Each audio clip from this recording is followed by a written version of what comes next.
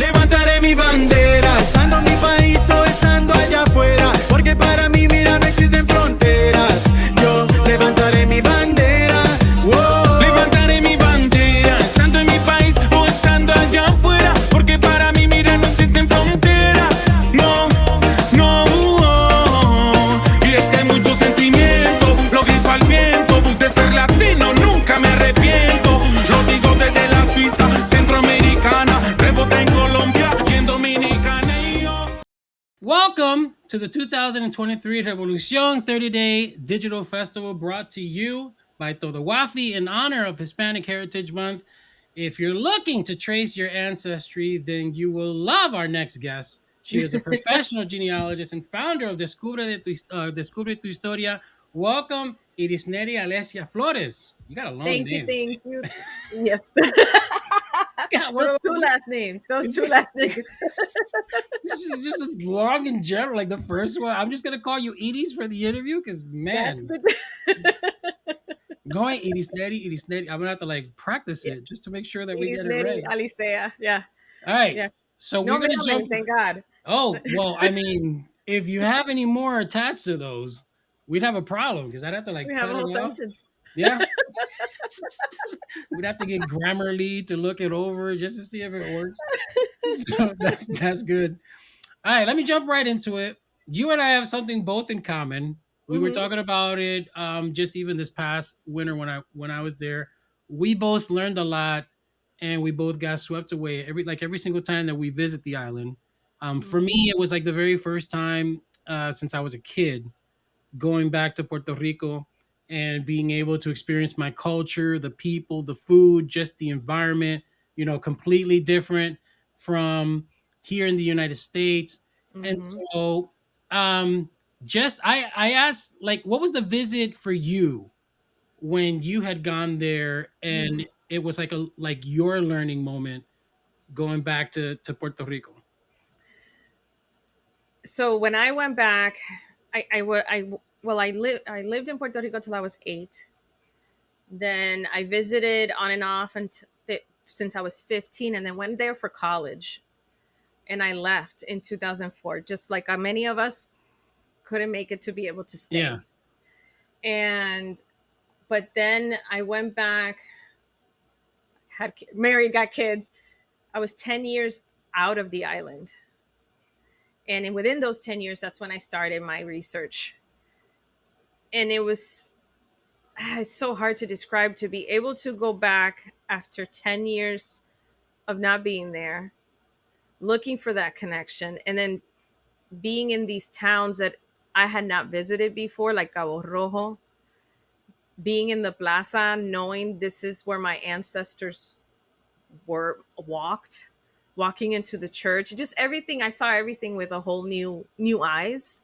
It wasn't just my Puerto Rico that I always hated to leave behind. It was just now this whole brand new connection to the island, to its people, and to my people. And it's hard to describe because it's It is. highly emotional. Yeah, it is. So hard to describe. I put myself in that category because we were just interviewing John Huertas, and one of the things that I was telling him is like when I left in in December, we were there for approximately a week, and I drove the entire island. So I wanted to rent a car. I wanted to visit every single corner of the island, from San Juan all the way to Aguadilla. Like I wanted to be everywhere. It felt like I was I guess you can say leaving my home as opposed to going back to my home, Yeah. if that makes sense. And it was the Yeah. first time that I had felt that way Yes. in a really long time. Just being around my culture. I think the only thing that felt that way was the very first time I visited back in Miami because my whole family's there. Um, Not so much Miami because I can't stand Miami or Florida in general, but at least my family, just being able to Hmm. share that moment and be able to share the culture again. It was very strange for me just to kind of go there, and even with my daughter, there were just some moments where I was just caught up. Like I just could not contain myself. It was just, it felt so real to me. Like it almost felt like like I was there for the first time because I wasn't there for, for a really long Hmm. time. And then for whatever reason, it just felt like I had been there forever. I know. I like when I went, it didn't feel like I suffered so much not saying I haven't been in the island 10 years. I haven't been in the island 10 years. Yeah. And when I went, I just felt like those 10 years that had not happened. It felt like I never left. It was just like I continued. I was scared to see what I was going to find because Puerto Rico, so much changes in such little time. It does. It does. So many different But areas that are kind of like evolving. once I got out those doors of Luis Munoz Marin and felt that blast of heat that I always wait for because The I blast love of it. heat. You're not I know. lying about that.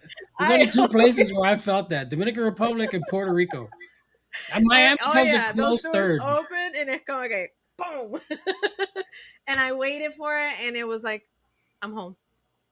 Okay, so I have a question because I asked him, what is your favorite um, dish the minute you land on the island? Ah, diadre. I put you on a spot because it's hard. That's a hard one. Yeah, Controversial too, depending on the dish. Okay. she's like, we're trying to cause controversy here. She's like, Very sensitive sometimes. I love my mofongo. Like mofongo relleno de pollo. Like I want my mofongo relleno. I love me. That's my favorite. do I you do it? Do you do it con el asopao? I know some of them is served with Yeah, the con el caldo de pollo guisado. pollo. Yeah, pollo Oh, guisado with that. That's my favorite. okay. Yeah, I went over there and the very first thing I was trying to grab was like something like chuleta cancan or something like that with some arroz con gandules. Like I was trying to get whatever I couldn't get here in LA because there's nothing in LA. So and everybody who's watching these interviews, they're like, "Didn't you just say that in the yeah?" It's because LA really sucks for Caribbean food. So like there's one Dominican place that we have here that's like really really good, and there's a Dominican chef that I will vouch for. But aside from that, No. yeah, it's not happening. So are you a dancer? Or are you tu sabes tu salsa y merengue Oh like yeah. I mean, that's I think one of the biggest things that kept us connected to the culture after moving here was I love dancing. My dad is my salsa partner. I love merengue. I'm a dancer, yeah? definitely. Okay, you I can hear probably the teach me boom. some things because I can't. I'm a crazy merengue dancer. That's the Dominican side of me, and but salsa for whatever reason I just never learned. I don't know. I just was never taught. When I try to do it, it looks like I have two left feet. We're just we're just not. Is there a specific spot in Puerto Rico that you sit Mm. like when you go, you're just like, okay, this is my spot while I'm here. Like this is where I feel the I'm connected with the most. I think I'm still so my grandparents was the spot for me, my abuela's house, and abuela and my abuelo moved here, so that spot kind of went away. Yeah. That What's was I my mean, what spot. city was like what area was That that was though? In Bayamon, because I was Oh, born we're in Bayamon Bayamon. babies. Okay, there Yes, you go. I was born in Bayamon, That's what my and grandmother. That's what my grandmother and my aunt had. That's where she had. She had her home. It was in Bayamon. We went yeah, there so visited her this time. house was the spot. Now, so my in-laws live in Lares now, in the mountains of Lares. I love that spot. Ah, It's I high gotta in the tell you mountains. though, um, for those of you who visit Puerto Rico, if you're not used to driving in some of these areas, don't. Okay, because Hmm. there are some mountainous streets that woke me up and made me a better driver here in LA. And that's why my husband, because he's used to going to Lattice as a child Yeah, and growing up, so he's the one that drives I was scaring the people. mountains. I thought I was a trucker. I thought I could drive anywhere. Nope. Yeah, Those. they were there was we worked with an organization that helps rebuilding houses, and I think it was called the Hurricane I think it's called Hurricane Maria or Maria. It's and so they rebuild houses, and I had her.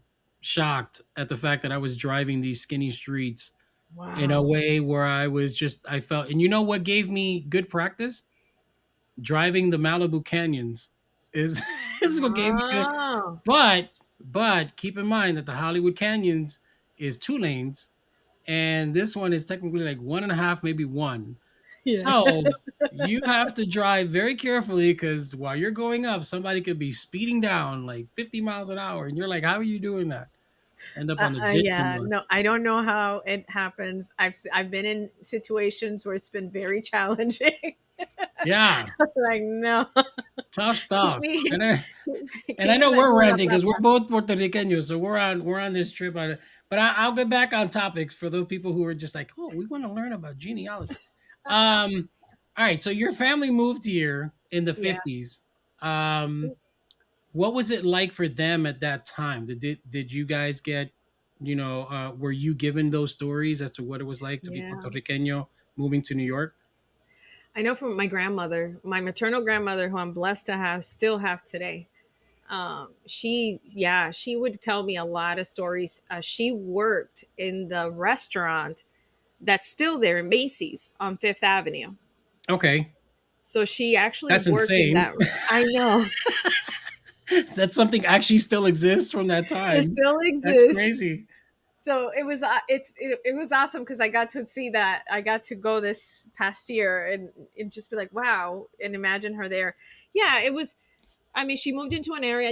I think a lot of our community would live in clusters. So it was a building where it was funny. People from Barceloneta lived. A lot of people they knew back in Puerto Rico in Barceloneta lived there. Hmm. So it was people they knew from Puerto Rico and and they lived in other family lived in the same building. But she said, she loved it. I mean, she loved the independence, I guess, that she had. But at the same time, she did suffer a lot of discrimination and things like that because my grandmother, is trigueña. She's Yeah. trigueña, and my mom and my aunt are on the lighter side. She would often be confused for their nanny. Wow. Okay. Hmm. I mean, That happened. it's the '50s though. I'm not, Yeah, that I'm happened. shocked So, because it's 2023, but but yes, we're talking about really, back then. But other than that, she always remembered it very fondly. But later in the 1970s, they did go back to Puerto Rico. okay. Very cool. Now you were born in Puerto Rico, then Yep. you moved to Massachusetts.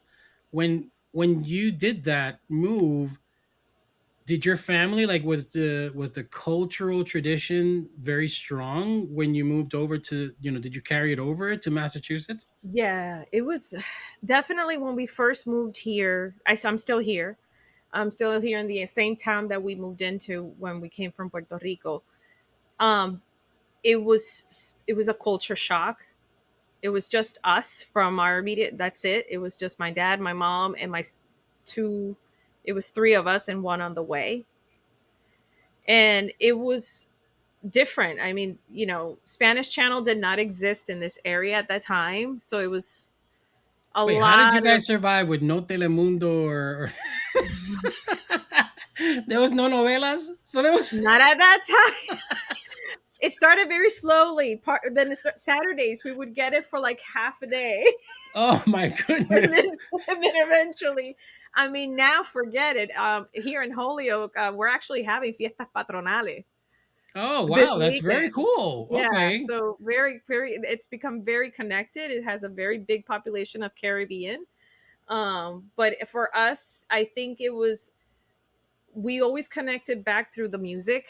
We're very much about the music in Puerto Rico, de Puerto Rico, and salsa, merengue, and the holidays kept us connected. We have always been very that the food and the music, la plena, that's always been very present in our holidays. We're the ones that decorate early in November. So, Okay, so I'm gonna ask, are you a 25th or a 24th person December? 24th. Okay, I'm just making sure because you went to Nochebuena. Massachusetts, so we just, that is that I know scenario, that's always been weird to me. Yeah, I never adjusted to that. everybody over there, they're like, oh, what do we do? Oh, we're meeting up for dinner on Christmas. Like Christmas? What are you talking about? hasta el 24, Nochebuena. Like, what are you doing? Like, what do you, it's like on Christmas, I'm sleeping in. We just celebrated till 3 o'clock in the morning the night before. Like, what are you doing?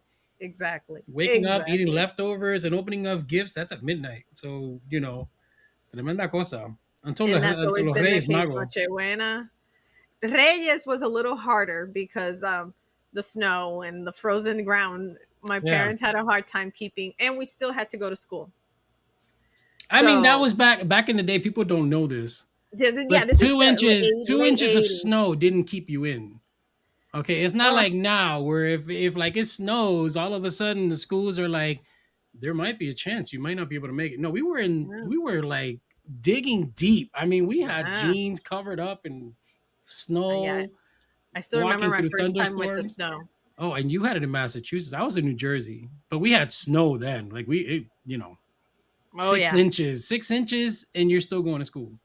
Just Hmm. saying, y'all have it easier. We're true OGs right here. We were And walking, then from Puerto Rico, it was like, what is this stuff? Why yeah. is it so cold?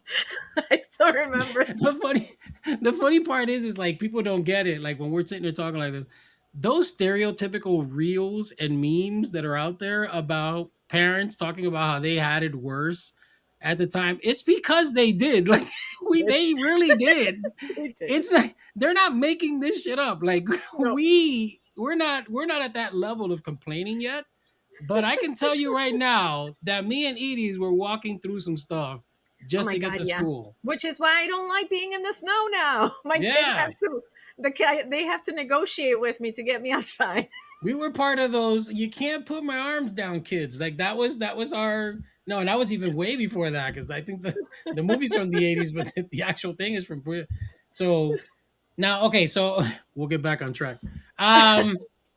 What would you say is your fondest memory with your family, like either here in the United States or in Puerto Rico? And I know Definitely there's a lot of again. them, but There's a lot of them, but las navidades, the Christmas. they're just Um, different, right? Like I they're don't know, just we so just do it. different. It's like, no matter what was happening in the family, no matter what chaotic, whatever, it just seems like during Christmas time, it was a pause. Like even It's that like was war, like like a pause, and then even my dad was in the best mood at that time, and it yeah, was just like everybody was everybody. at war. Then all of a sudden, son las navidades, and then all Yeah, those same people who hated each other for the entire year were sharing pastelitos and dancing, empanadas singing. and dancing with each other. They couldn't stand each other. The minute that shit's over, though, Oh my god, yeah. Oh back yeah. to schedule. Bueno, después del año nuevo, then it's Después, oh all yeah, after. No, yeah, yeah, definitely. Even in Puerto Rico, like my neighbors, I remember always having these parties and this dancing and the singing. They would all families would get together and just yeah, sing. And it's just that's always been my funnest and most like I cannot wait to have Navidades one day and show my kids Navidades in Puerto yeah. Rico. Oh, Because I didn't get to it's stay there for the unforgettable. rest of it, but I hear it's just amazing, just Yeah. celebrating Christmas and they do a whole thing for the Three Kings, and I mean Oh it's just yeah. It's like huge. it's huge. All right, so you became a professional genealogist. Like, Hmm. did you originally go for that, or was that something that you just found along the way? Like, what were you originally trying to go and like study and so forth? So originally, I did. I loved history. I've always loved history and psychology and all my social sciences. That's anthropology, all of that. But then I ended up going the business admin route and actually got a degree in HR and human resources. Um, and that's what I did for almost 20 years. But the love for history, I mean, I don't own one single business admin HR book. But if you look, Do they even sell those? Like, where do you get that? Like HR's like Walmart oh yeah, version Barnes or and something? Noble. Barnes and Nobles. That's Barnes gotta and be in Noble. the corner section of Barnes and Nobles. Like it's gotta be hidden in between cooking sofrito mixed in with whatever that nobody else is like. It's just I don't know. That's gotta be like in a hidden section of that. Yeah, I don't know. Yeah, never looks for them. Let's just put it that way. So, and all I have is history books. That's all. I mean, if you, that's where you'll catch me, is in a hit my nose in a history book. And eventually, but also growing up with my grandparents and listening to their stories, I've always been intrigued by who came before me, what happened. Especially because I didn't grow up with my paternal grandparents, so it was always that gap Yeah. there that I just couldn't. And eventually, about 12 years ago now, I started my research and start in taking advantage that I still had some of my grandparents, and that's what inspired me to finally start. But even at working in HR, I've always been known as the person, if you want to find something, get Iris. Or again, that Damn. I've always was known as that. If you, Iris, I need you to do research. I can't find it. That's, I was always the one that you go to find something, so that my research skills were always there. And then I started my research for genealogy, and I found my happy place. I found that where I don't feel like I work. I don't work. So it's at this point, it's more passion. So I mean, It's my passion. it's a part of who you are. That's, I mean, that's how we feel here with TodoWafi. It's one of those things where, like, for me, I don't consider this in no way, shape, or form. Just even these interviews and a lot of the Right. programs that we run, it just feels like I'm doing what I love, and so for me, no me molesta. And it's No. hard work. I mean, don't get me wrong. People, we're Yeah. not saying that it's not. You know, if you can try to do it. It's gonna take you some work. But we're Takes a saying, I lot. guess, is, it's just different because we have a specific love for that. Yes. That just kind of makes the process a lot more rewarding, emotionally, and so I mean, Hmm. you founded Descubre Tu Historia. I love the mission, first of all. It says helping Thank you. descendants from the Caribbean, Central, South, and North American former Spanish colonies start the journey of healing and empowerment through the knowledge of their family history. How did you come up with that?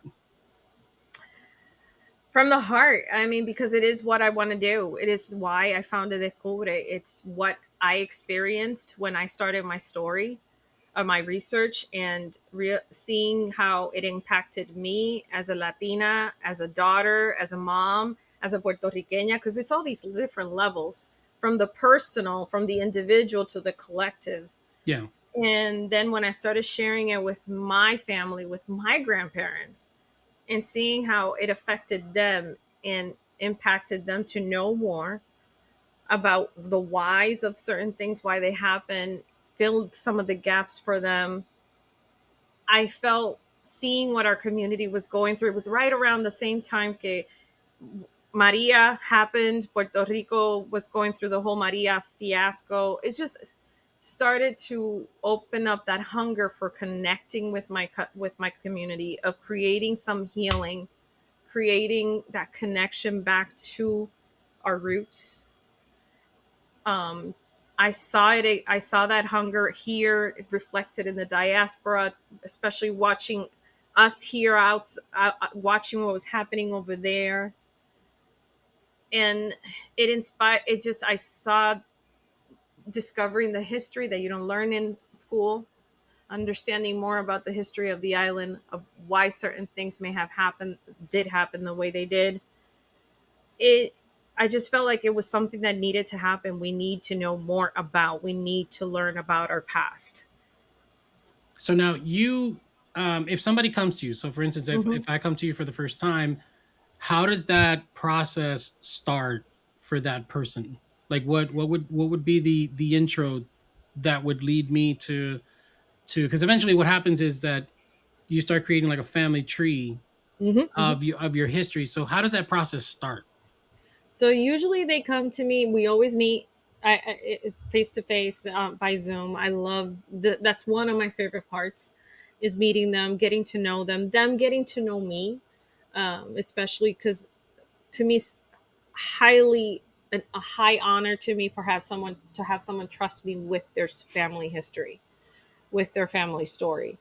It's an honor. And I want them to feel comfortable with me and feel confident that I'm going to try everything I can to find to find what I can. And so we start with that. They tell me what they wish to find. Um, and They send me whatever information they may have about their family. We usually start with like parents and grandparents as much as we can, as much as what they have. And I do preliminary research. Before they make any kind of commitment with me, I do like to double check, make sure, okay, if it's possible, because the availability and for our records does vary from Yeah, even from for town to sure. town. And then after that, I send them my research plan, let them know this is what we can do, and then they say yes or nay. And I've been honored with a lot of, A people lot are of always yays. very eager. Yeah, a lot of people get very excited, and it's been an amazing experience. I mean, I help them from doing a genealogy tree, sometimes to just answering a question: did this really happen? What happened to this person? Or can you help me find this family member?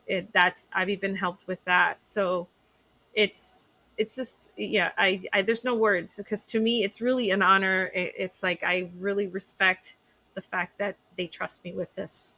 Yeah, I mean, you're truly connecting history, so that's kind of amazing. So, I mean, I know this process isn't overnight. Like, what's the average time frame um, it can take for somebody to get some of these results for their family or for whatever it is that particularly they're looking for? Yeah, I mean, if they're looking to build a genealogy tree, it's a marathon. So I would say 6 months to 12 months at Oh, that's least, not because it bad.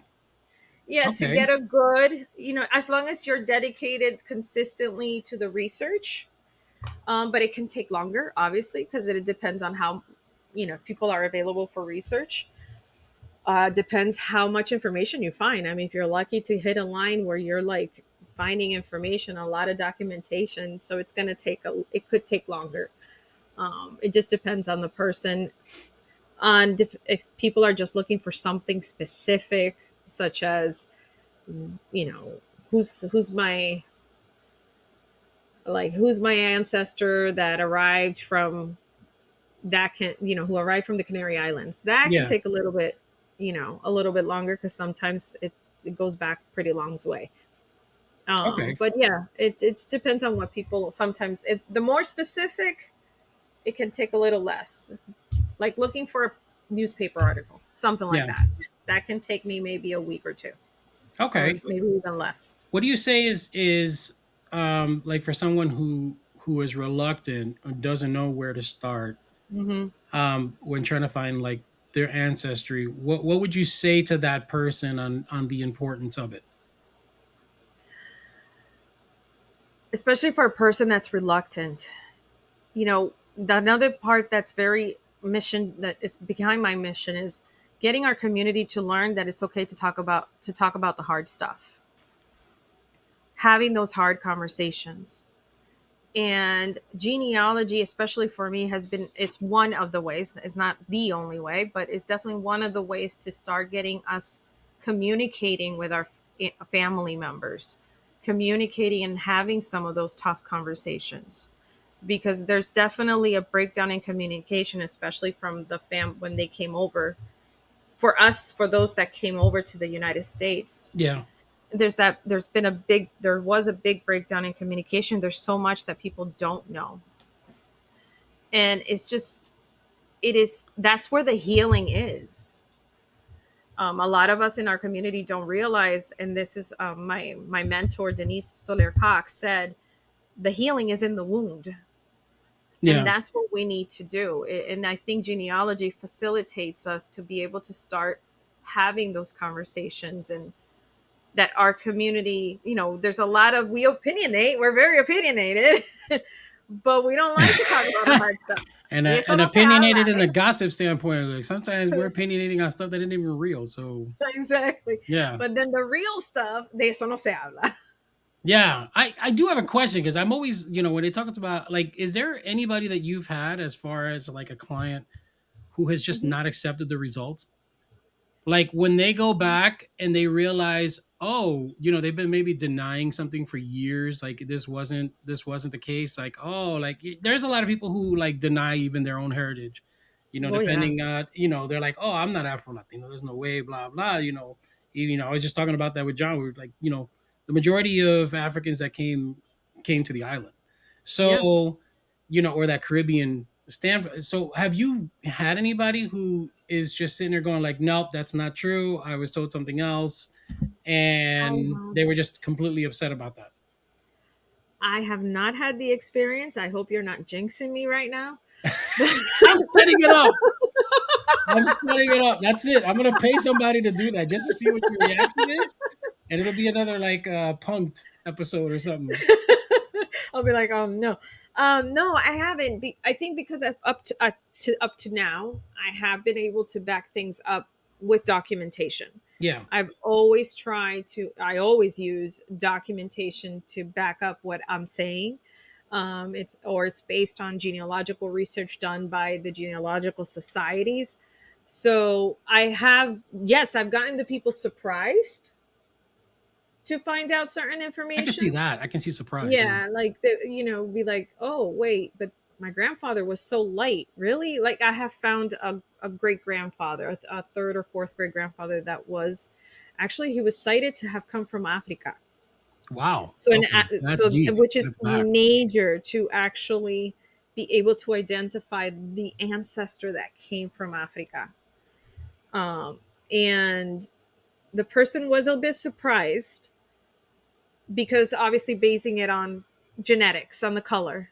Yeah. But as we know, that's just genetics. I mean, that's Just just a part of the. That's just yeah, a but part of our makeup. So exactly. But other than that, and it wasn't a bad experience. She was once I showed her and showed her in detail. She was emotional. Then it was emotional.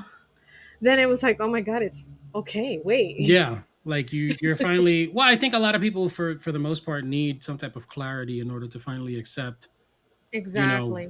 who they are and where they came from. And sometimes they're surprised, and some people are lost. They don't know who they are, No, where they came from. Some of their history has been kind of torn away from them for whatever uh, circumstances. So being able to kind of like reconnect and have some type of closure to that is probably a really cool, really it cool. is. I mean, I've had people. I mean, in their 60s and 70s, come to me and say, I don't know anything. I don't even know what town my family's from in Puerto Rico. Wow. Okay.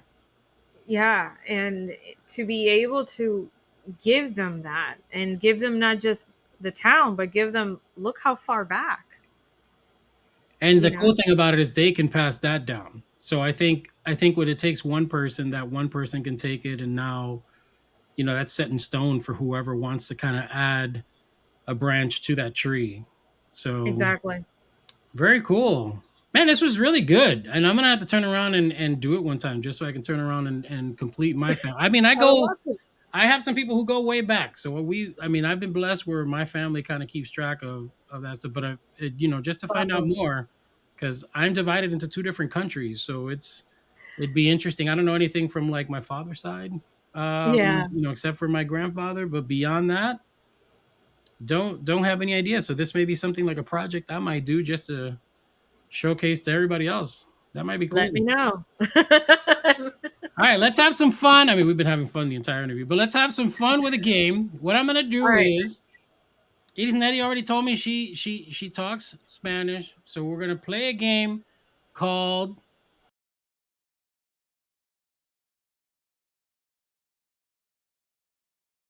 All right, so the rules are very easy, very easy. It's Uh-huh. called Yo Sabo. I'm gonna ask you a couple of questions. What's gonna happen is that you have to answer 6 of these or Oh five of boy. these. We'll say five. Not good when people put We'll me on the say, spot. hey, you Just have say to answer 5 in order for some random follower to get a copy of the Yo Sabo game. So right here. okay. All right. So if you don't answer these right, then they don't get nothing. So here we I'm go. All sorry. right, you ready? She's apologizing right off the bat. At least she's humble. All right. So name 4 common items in a Latino household that could be used to fight off un demonio.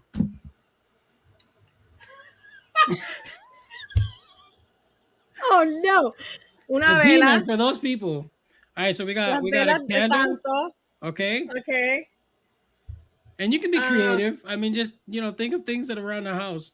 You don't have to get like, Pope exorcist on me. Like it's not But that I serious. did have once. Agua bendita. Agua bendita is on here, so there you go.